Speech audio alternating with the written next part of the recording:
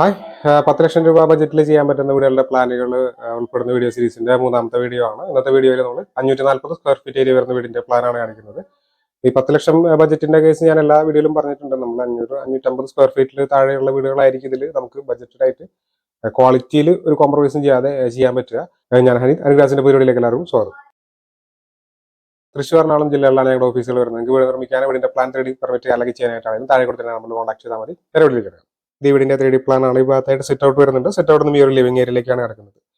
അടുത്തതായിട്ട് ഇവിടെ ഒരു ഡൈനിങ് ഏരിയ കൊടുത്തിട്ടുണ്ട്. ഇവിടെ ആയിട്ടൊരു കിച്ചൺ കാണാവുന്നതാണ്. ഒരു ബെഡ്റൂമാണ് ഈ പ്ലാനിൽ കൊടുത്തിട്ടുള്ളത്. ഈ ബെഡ്റൂമിന് ഒരു കോമൺ ബാത്റൂം എന്നുള്ള രീതിയിലാണ് ഇവിടെ കൊടുത്തിട്ടുള്ളത്. ഇത് അറ്റാച്ച്ഡ് ബാത്റൂമായിട്ടും മാറ്റി ഉപയോഗിക്കാവുന്നതൊക്കെയാണ്. ഈ വീടിന്റെ 2D പ്ലാൻ ആണ്. 540 സ്ക്വയർ ഫീറ്റ് ഏരിയ വരുന്നുണ്ട്.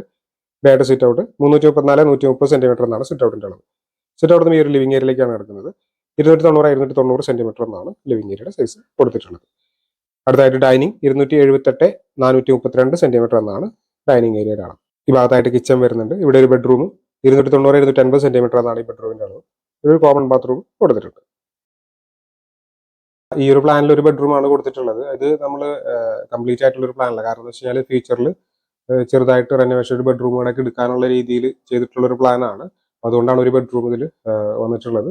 അത് മാത്രമല്ല വേറെ കുറച്ച് കാര്യങ്ങളൊക്കെ റിനോവേഷന്റെ ഭാഗമായിട്ട് ചെയ്യാനുള്ള ഒരു പ്രൊവിഷനൊക്കെ അതിൽ ഇട്ടിട്ടുണ്ട്. അതുകൊണ്ടാണ് ഒരു ബെഡ്റൂമിൽ മാത്രം ഒതുക്കിയിട്ടുള്ളത്.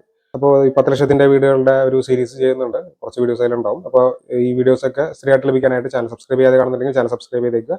ഇൻസ്റ്റാഗ്രാമിൽ ഫേസ്ബുക്കിൽ കാണുന്നുണ്ടെങ്കിൽ പേജ് ഫോളോ ചെയ്തേക്കുക. അടുത്ത വീഡിയോ കാണാം. Thanks for watching.